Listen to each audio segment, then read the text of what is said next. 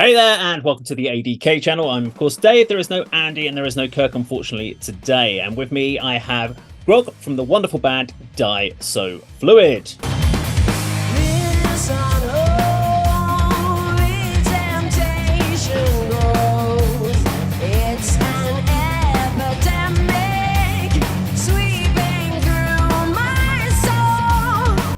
Hi, Grog. How are you today? Thank you for joining me on the channel. Dave, I'm good, thanks. I'm excited to be here. We're excited to have you here.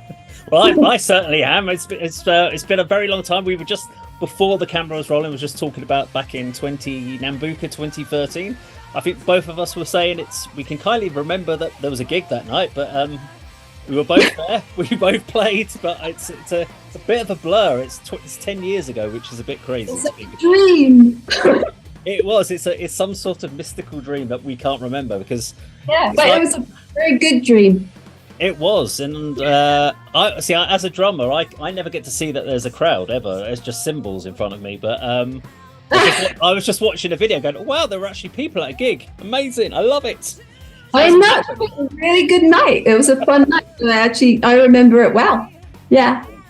I wish I remembered it more. Nowadays, now I don't drink. I can remember it a lot better nights. But yeah, I just remember we did have a good time, and I remember getting off stage and talking to people in the bar afterwards, and people seemed to enjoy it. So, and it was a very busy night, so I enjoyed the night.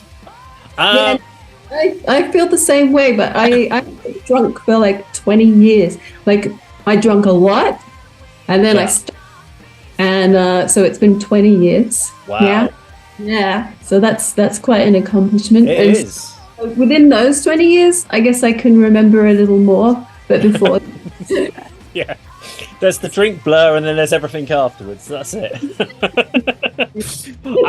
Right, okay, let's get to some actual questions. So I'm going to I've kind of loosely bagged some questions together, but the first question I always like to ask about bands is... band name, have to get it out there. Die So Fluid. What's the name about? Well, let's see if I can remember that one. It's really, by now, after a couple of decades, that name has just become synonymous with the band itself, you know. But it was just 3 words that Al, our drummer, took from a book, and we just liked how it sounded. But for me personally, I like how it sounds poetically because I'm a yogi, and to me it's all about embracing your mortality. So, and then you can really live. And I guess also, it's about leaving a good legacy. Okay. When you go, so making something of your life and doing, being true to yourself, and then that's your legacy. And I hope that that's what we do with our music. Excellent. I think it's interesting how the band name started as nothing thoughtful, and you've managed to incorporate it and build on it. It's I think every band that we've spoken to and interviewed for the channel, not one band has actually had a band name where they actually had a thought process of it at the beginning. But they have, as the band's evolved, every single one went, we just thought it sounded cool, or just some random bit. There was no actual tangible, this has got a really hidden deep meaning when they wrote it. They're like, but now it means this to us. So it's great how bands have done that. But I always thought that with band names that there would be a deep meaning, because especially when you talk about bands like historic bands like Black Sabbath, and you go, well, where did that band name come from? And you can actually read the history about how they came up with it and how it worked through. Well, that's from a film, right? Sorry? That Black Sabbath is a film. I actually have that film poster on my wall. Yes, so it came out of that, and it's quite a nice, interesting way of the story. So in your case, it was the 3 words booked out, but it's nice how it's evolved. Well, we just asked the universe. Asked the universe, and it gave it back. So one of the we've done 2 reactions to you songs by yourself. So we did Mercury the other week, and we did We Are the Virus 2 days ago, I think it was, a couple of days ago. That one hasn't So your new single hasn't gone live on our channel yet. It is due to go up. I've got to check when, but it is due to go up. And it was really interesting, the debate that we had around. Well, see, I pick videos apart for videography. Okay. So well, I will always sort of like dissect videos because I'm very much about storytelling. So I really liked how the look of how We Are the Virus. It had a really kind of cool videography look, so I was really vibing on that. But one thing we all struggle to work out within the music is we like to try to help people understand where bands sit within genres, and we get picked on for this because people go, stop trying to put people in boxes, and we're like, well, we're not trying to put people in boxes. What we're trying to do is help people understand if it's something that they might like by giving them a kind of at least a broad category. But with Dice of Fluid, we, apart from saying alternative hard rock kind of thing, kind of blend, we're not sure. So what I wanted to do, rather than try to ask you to try to put yourself into a genre, because I don't want to do that, but to try and help me out, could you give me some of your influences on music? Because that might help me kind of understand where your writing comes from.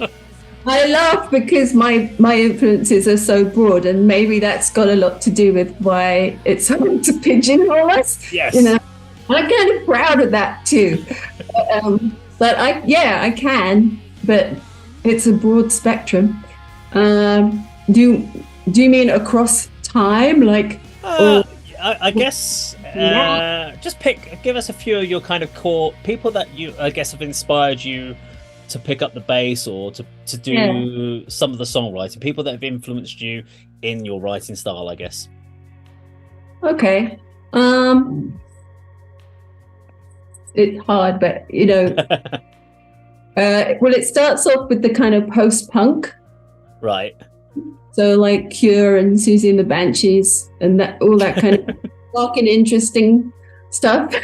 Yes. I was drawn to kind of Rebels and that kind of stuff. But then you've got your Led Zeppelin, Black Sabbath, that kind of stuff. Yeah. Let me think. And then A Perfect Circle. Oh, okay. In Korn. Yeah. Kind of the System, that kind of thing. And I think when I mentioned that because of the kind of slightly progressive element to it that we have in there, it's not like full on, but we like to have that in the mix. You know, that kind of Rush thing. Yeah. The trio thing. What else? Well, the obvious one, my all-time favorite band, I guess I have to say now, I know that, is Deftones. Deftones, yeah. God, I love Deftones. I do like Deftones. Yeah, and I'd love to play with them one day if I could. Excellent. So those are a few, and then, you know, Opeth. I don't know. I'm just giving you kind of off the top of my head thing. Well, this is a very hard part because it's you can talk about bands that you really like their albums but don't necessarily influence you, but there are so many bands that you probably haven't even listened to the album in 15-20 years, but you know it's still an influence. If someone asked you about the album, you would still say it's a great album and it influenced me. I would say something like Paradise Lost Draconian Times for me is an album from when I was 20. I kind of got into music, but I haven't really listened to it in years, but I would still say it's an absolutely outstanding album and influences me when I do musical writing. If I'm writing a guitar riff, I definitely sort of dig down into my Paradise Lost roots. But it's funny that you mentioned Susie and the Banshees, because when we did your review of the We Are the Virus, I actually picked that as one of your influences at the time. So when I was doing your reaction, I sort of said, I'm really getting this kind of Susie and the Banshees, this kind of Susie Quattro attitude. It was kind of interesting. And the other one I would have picked out, if I was to pick out like more modern singers, like Lizzie Hale vibe as well. Oh, cool. Kind of like female, real kind of. It's the fact that in all your videos and in the music, there's a real attitude about it, which I think we all appreciated. And we all, when we reacted and we talked about your songs, we all picked up on that. You're not a timid person in your videos anyway.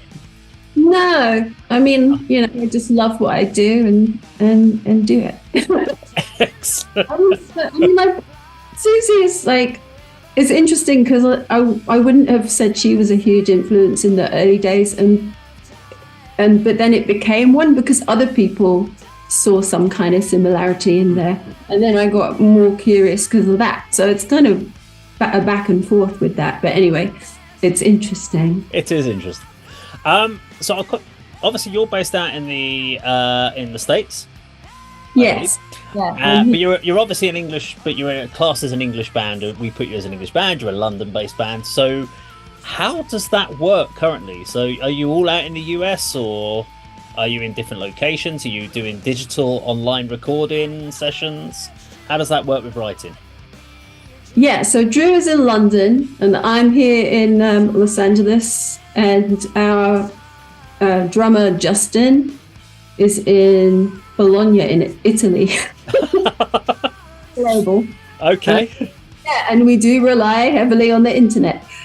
So it's something we perfected, pre-COVID, because we were already having to do that. So we're actually really au fait with doing that now.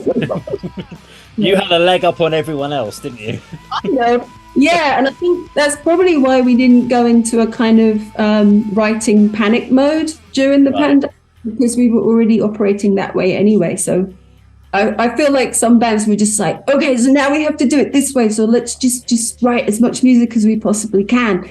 And that's cool. I admire that too, but we didn't really feel that way about it. And I guess we were just kind of taking in what was going on and what it meant for the world. Yeah. And I'm just still writing, but also just kind of navigating our way through the strange.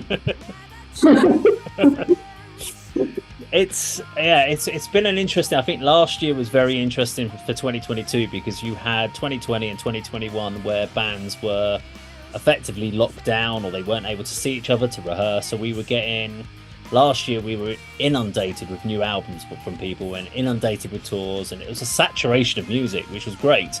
But it was when we talked to everyone, you can now see this massive 2-year gap between anyone releasing anything.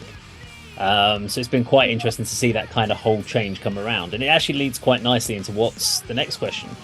So the band's been together since 2000. We kind of got off a full start, and 2000, but then there was a kind of a gap, and then 2004, I think. Okay. We got more of a proper start. So how have you seen the musical landscape change since you started 2004 to what it is now? And what are the biggest challenges facing not just yourselves, but do you think bands as a whole in the current landscape within the musical industry? Big question. Yeah, that is a big question. Just before I answer it, just want to tell you that was my dog Fonzie making the weird noises. So that's why I've seen where the weird noise was coming from. That's Fonzie.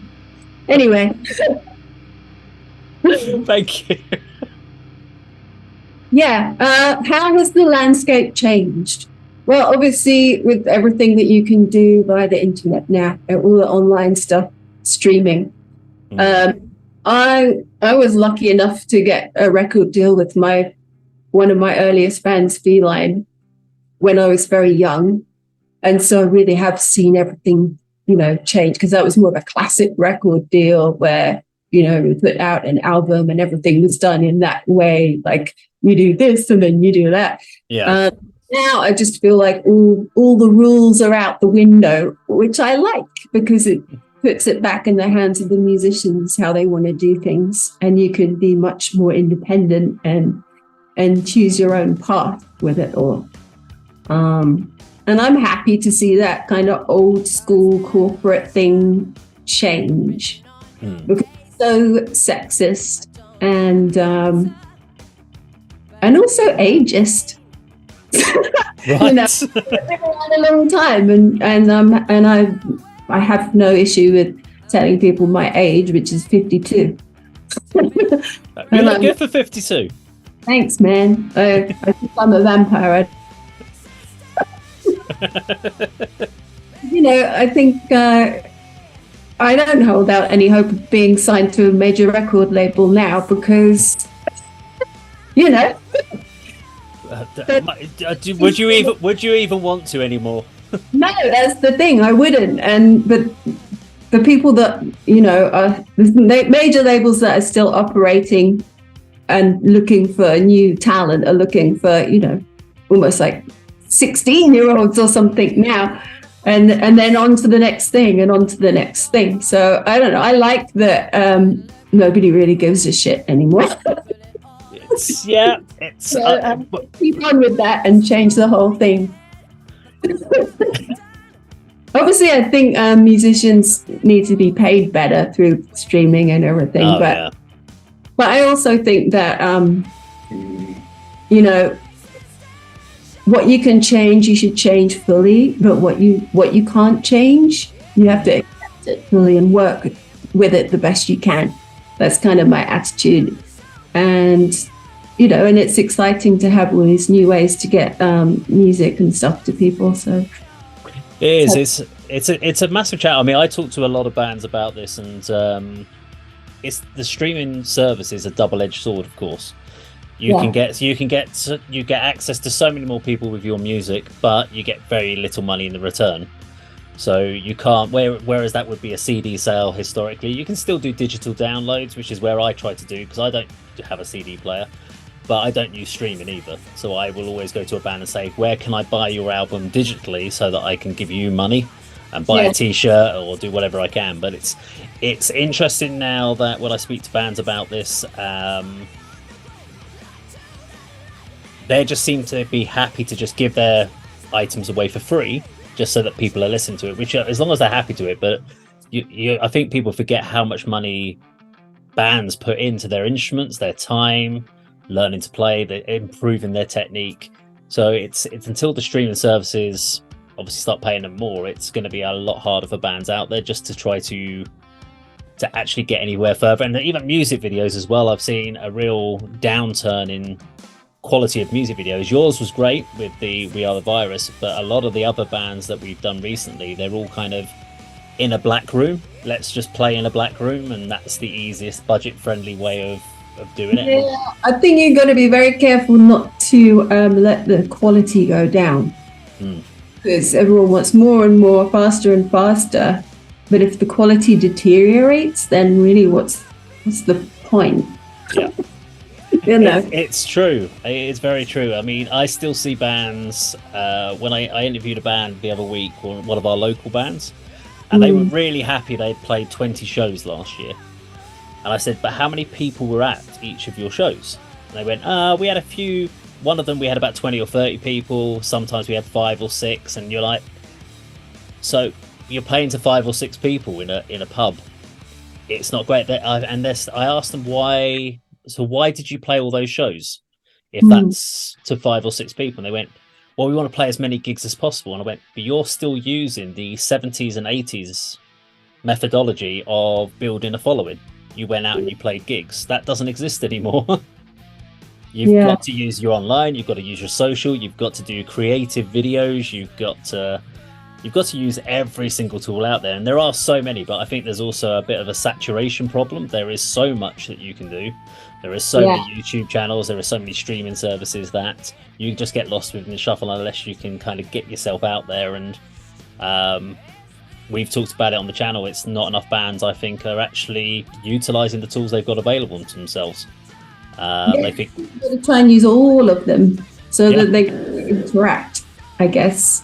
But it is a very completely different world from when I began. It's all turned on its head. I mean, I was talking to Drew the other day about how you can do reels on Instagram now, and people are more interested in watching the however many seconds reel of your video than watching the actual video, and you'll get more numbers on that than your video. It is the 15 or the 10-second shorts are now the big thing. People just want to go on a 10-second short, watch something, and then swipe up again and do again. And that's maybe why people don't want to put so much effort into making a video, because they're like, well, nobody's going to watch this video. We'll just make the reel. I know it's depressing me now. That is. No, don't worry. Well, okay, right. So let's move on to another question. So before I talk about some of your solo stuff, because you know I am coming to the solo stuff in a minute, but I want to talk about obviously the new single "We Are the Virus." Great song. We really enjoyed checking it out. We liked Mercury as well, but I know that Andy and Kirk they actually said they enjoyed "We Are the Virus" more than they did Mercury. They did say that they didn't dislike Mercury, but they said that they felt that there was more of a story in the music video, rather than whereas Mercury was the big studio room, sort of set up with the bright lights behind it. So it was they liked the fact that the video was more of a story. Now, I haven't seen any notification about is there an album coming of this, or are you going to be doing it as single releases, or so are we going to get an album, more singles? What's the plan for 2023 then? The plan is to just keep doing singles, really. Okay. And it's still up for discussion. As we've been talking about, everything is kind of like, well, let's make our own rules. Yeah. Fonzie wants some attention, I think. Aww. It's all right, dude. Oh dear. It's yeah, do you know, I'm seeing a lot of bands are doing this. They're going down the whole idea of, rather than doing an album release, they're doing single, and they say at the end of it they may put it out as an EP at the end, or they might put it as an album at the end, but they're at the moment they're just focusing on dropping singles every few months to keep people interested, and that seems to be it's a momentum concept. Yeah, it's a momentum thing, really, because we've had times we've gone, let's do an EP, but then because it takes longer, then you're like, but this is ready now, so let's just give it to the people. Yeah, you know. So it's kind of that. It's that mindset that people are getting into, that we got to keep the thing rolling. It's that disposable, something for the moment, because people are just jumping from one thing to the next thing, and we can't get a consensus on the channel about whether we prefer it to be singles dropping versus an album, because I know that we were all talking about we like having an album because then you can just immerse yourself in that album, but the problem is then within a few weeks a new album comes out and you do the same with that album, so does that previous album just suddenly disappear completely and drop off? There's that challenge versus singles. I think though that the way that we're going, the group of songs, you know, the ones that we released during the pandemic and then together with the ones that are coming out now, hold together really nicely as a body of work. And so it might be that we do some kind of special album thing towards the end when we get to a whole album's worth of music. Maybe we would do I've been thinking it'd be fun to do a vinyl as to make a special thing of it at that point. You know, this is what we did through this crazy period of time, and because the lyrics are all relevant to this period of time, so that would make sense. So what about, I guess obviously people are going to want to know about opportunities or the chances of Disofluid playing live. Now, the fact that you're spread out so far apart is a bit of a challenge, but is there any thoughts about any sort of live shows at any point in the future? I'm really feeling the urge to play live myself. I can't really speak for the others right now. So I don't know. We'll just have to see what happens. I think we need to put more music out and kind of see what the demand is. But we're actually really excited right now because the numbers seem to be jumping up. So the interest is on the up, and but it obviously logistically, it's a lot. You're going to have to do European. It's going to have to be a European tour that way. Yeah. At least two of them are over there. Yeah, the last thing we did was we just did this one sellout show in London, and that was really fun. And I think that was 2019? No, 18? I don't know. Wow. Yeah, and that was the last time we all came together from our abodes and gathered in one space. But I would love to do that again, but I'm, I have to talk to the others, see how they feel. It's the challenges. Yeah, like Justin's going out with Skinny Puppy in the summer. So yeah, we'll have to see. But then I had this thought the other day, I should put together like an LA Diso Fluid. And stand-ins for Drew and Justin. I don't know what they think about that. But You could do it like the LA Guns, LA Diso Fluid. Yeah, you could work with that. Right. Okay. Final cool question. So I want to touch base a little bit about the solo work that you did. So you put out 3 singles, In Plain Sight, Prodigal Daughter, and Guiding Light. There's a real cool mix of kind of 80s gothic synth mixed in with 2000s rock. I really liked on Guiding Light that I got the kind of vibe of, not necessarily in the actual music itself, as far as like sounding like this band, but Evanescence My Immortal. I just got this really kind of cool piano piece vibe off that particular track. So they all kind of came out within the same period of time, and then we had nothing after that. What happened with solo projects?